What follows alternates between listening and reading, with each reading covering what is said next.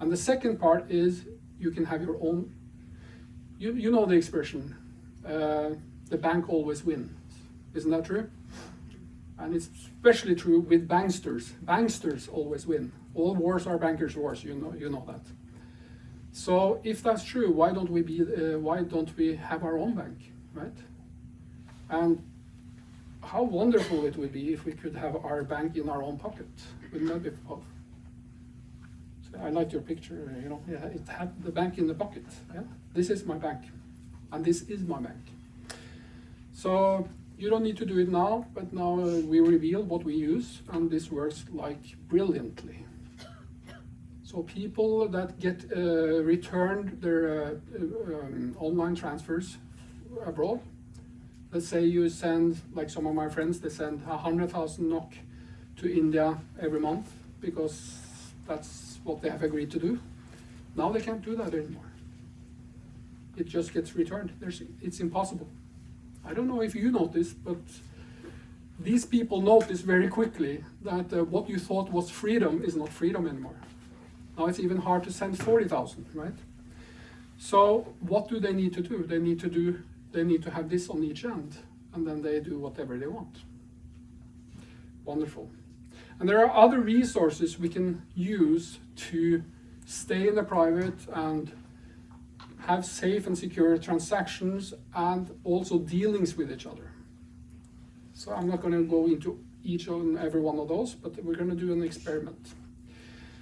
So if you have the private and confidential part secure, and remember, you can't have anything unless you have that. If you can't talk in secret with your wife or your husband or your children or whatever, then it's game over, right? So ask a Chinese how a Chinese feels about that being in China. And people laugh when they say that they don't know how it is. Get someone that knows and ask them how it is. It is like this. So how then can you make an economy private? And what does that mean then? It's only privy to the people in the economy. It's only privy to those people that decide we're part of it. Those are the only ones involved. And do you know, when I moved to London some years ago, it was like getting, being beaten up, because you meet these wealthy families and they start asking you questions like, oh, so you registered a company when you got there? Yeah, or shouldn't I have done that? Well, that's entirely voluntary. They say, no, it's not voluntary. Well, to register with the Crown, sign over the ownership of your company to the Crown, of course that's voluntary. So you don't do that then. Well, mostly not, but if we need it, we do. But then only if it's good for the family. So you can have a company without being registered. Of course. It's called private. The second you register, it's not private anymore. Then it's public or legal, or both. So here's the big secret of the wealthy families. They know what private means. They know that private doesn't mean legal or public, nor governmental, nor, it means private. So, and then of course, these people, they know that if I buy gold, what do I buy? And people say, yeah, then you need to pay VAT on it, and then you need to, on selvangivelsen, remember the word, what it means. You volunteer to incriminate yourself. That's what it really means. I'm not kidding. So it's the thing you have to deliver, your tax returns. It actually is called in Norwegian, how to incriminate yourself. So when you, on the next selvangivelse, you get this, did you invest in crypto or buy gold or something like that? Did you invest in gold, crypto, or precious stones or something like that? And then you say, yeah, of course I did. And then you tick that box. Then you were the one saying that that was an investment. An investment is legal. That's the legal system. If you didn't offer the information that this was an investment, you say, no, I bought gold. I bought precious stones. I didn't invest in crypto, I bought crypto. That's called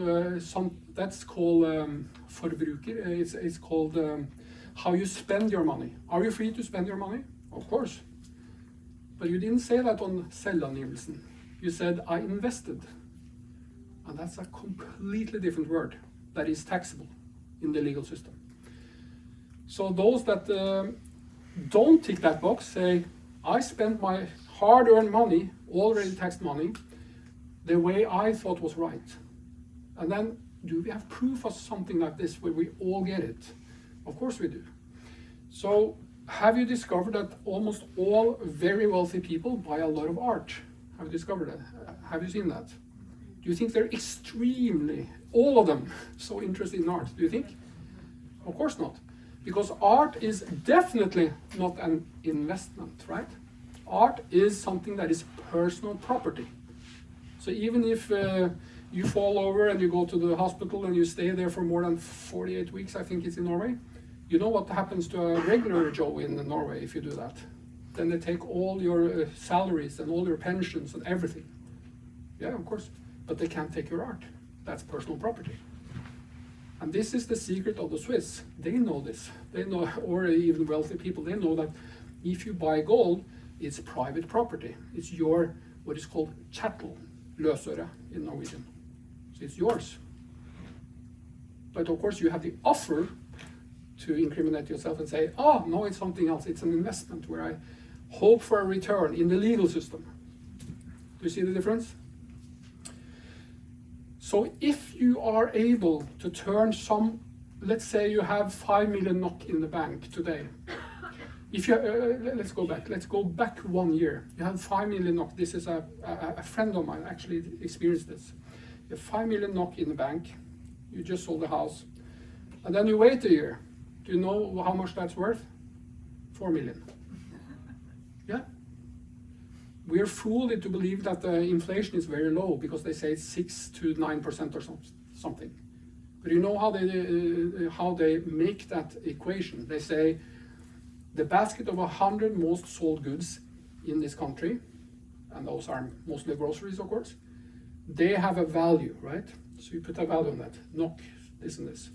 Then you walk one year ahead, and then you do the same. And they say the 100 most bought goods. Oh, it's only 6 to 7% more cost for the same goods. Do you think that's true? Of course, it's not the same goods anymore. Before you bought a Coca-Cola, Mars bars, blah, blah, blah.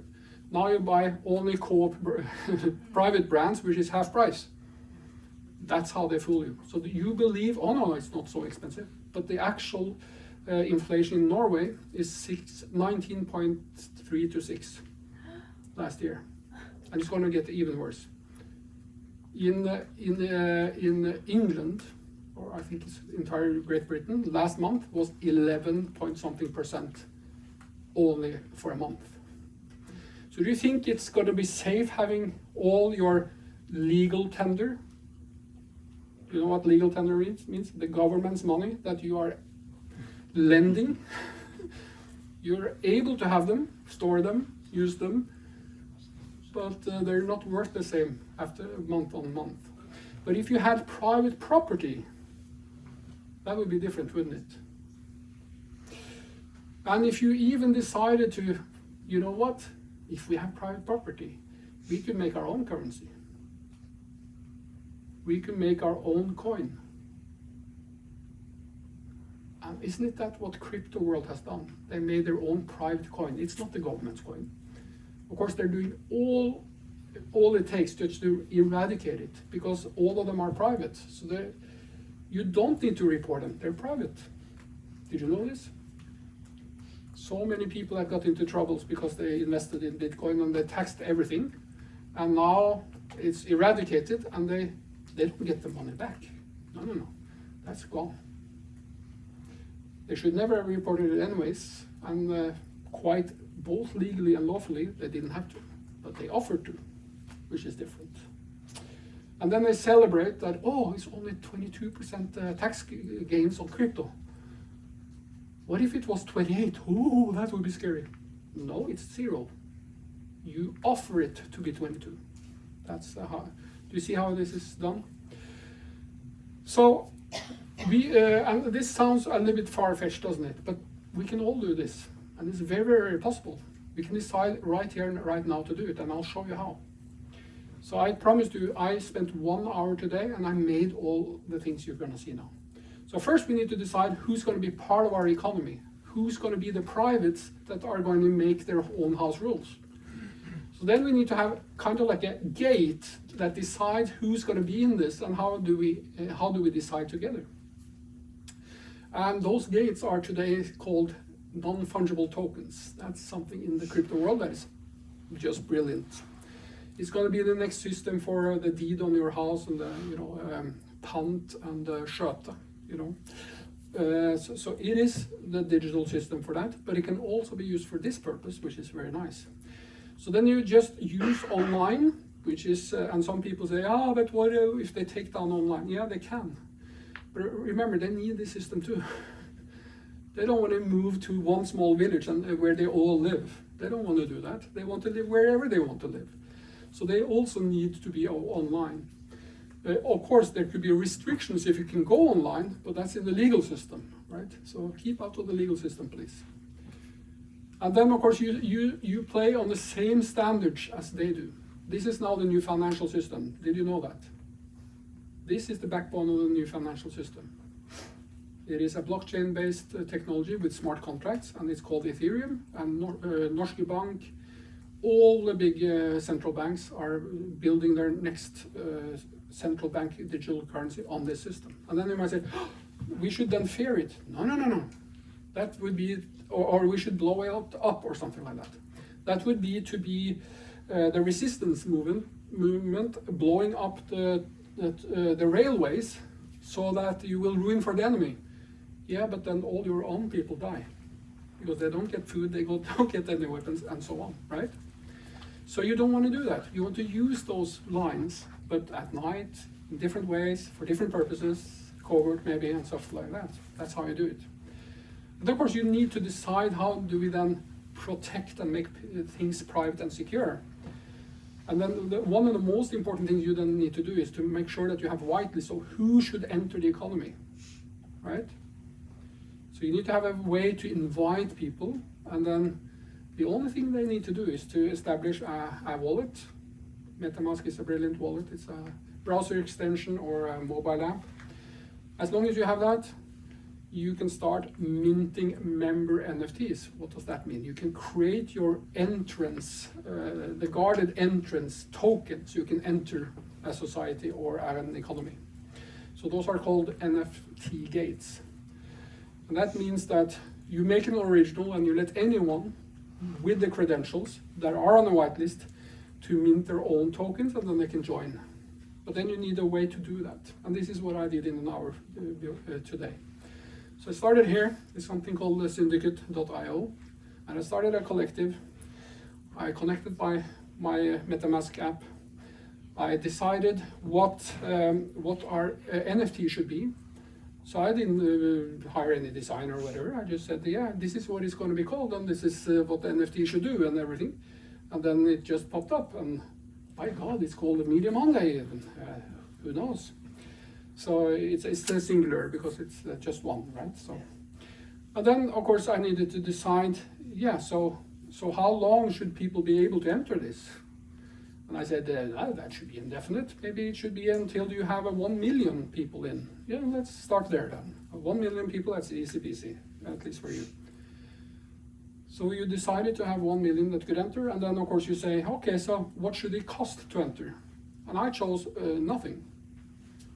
I chose that it should cost nothing. It should only cost what you need to pay as, let's call it, fees through your MetaMask account wallet. And then I made this. I paid with the fees, so you owe me a lot of money.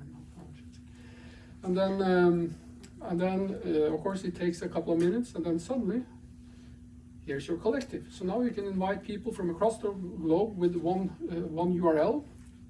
And you can whitelist them by asking them to mint these NFTs, so they can join this group of people that want to decide together.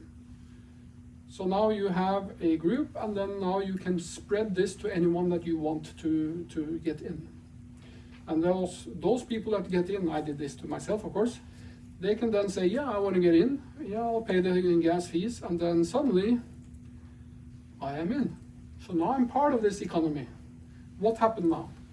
This is just like having a house with a guarded fence around and saying private property. And if you want to be a little bit, you do as some of my friends, they have this private property, trespassers will be shot, right? And then it says in small writing, survivors will be shot again. So then we're absolutely sure that no one enters except if they are allowed to. Do you see my point? So when you have a gated community, the very law and everything, all practice is, and remember, the really wealthy people need this. They need to be able to put a fence around their property, of course. And then the law is, if you enter, you could be shot even, right? It's private property. Do you see this? So this now means that now we made this private property, and we can decide who gets to be there. But of course, then we need to decide how can the people that are there decide together what should be the rules and how to live and what economy to have and stuff. Wouldn't that be true? And then of course it takes a few minutes to do this as well. Then you go to something called snapshot. You create a space for your distributed autonomous organization, which means there are no managers. Everyone decides as a collective, and then you can set up rules of how you vote and everything.